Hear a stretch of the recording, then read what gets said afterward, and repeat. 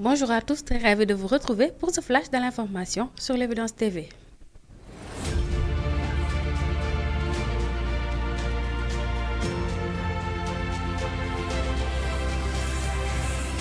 Sur les réseaux sociaux, le Premier ministre Ousmane Sonko a déclaré le samedi 29 juin avoir constaté avec son gouvernement une vague subite de déguerpissement et de désencombrement entrepris par les collectivités territoriales. Une déclaration qui peut sous-entendre que le gouvernement n'a pas commandité ces opérations.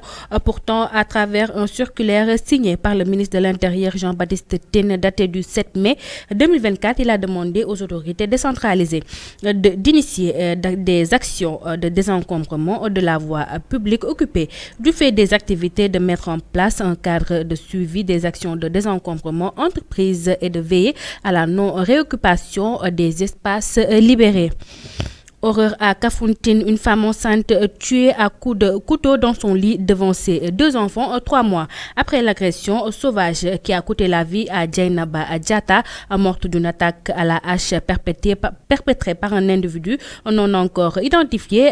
Kafountine vient d'enregistrer un autre meurtre touchant une femme. La nouvelle victime se nomme Awa Cissé. Elle vivait au quartier de Nafakunda.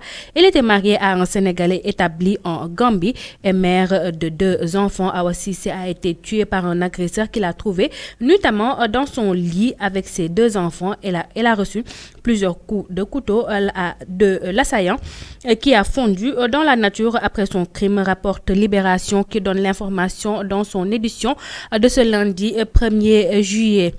L'actualité sportive à présent, lutte sénégalaise. Ce dimanche, Ama Baldé a été désigné vainqueur par décision arbitrale devant Gris Bordeaux après la blessure du 3e tigre de Fass. Le derby Pikine-Fass a choisi son camp après de multiples renvois du combat. Ama Baldé et Gris Bordeaux se sont enfin fait face ce dimanche 30 juin et le derby Pikine-Fass a choisi le camp de Ama Baldé qui s'est offert sa 14e victoire. Terminons par l'international présidentiel en Mauritanie, le sortant Ghazouani en tête,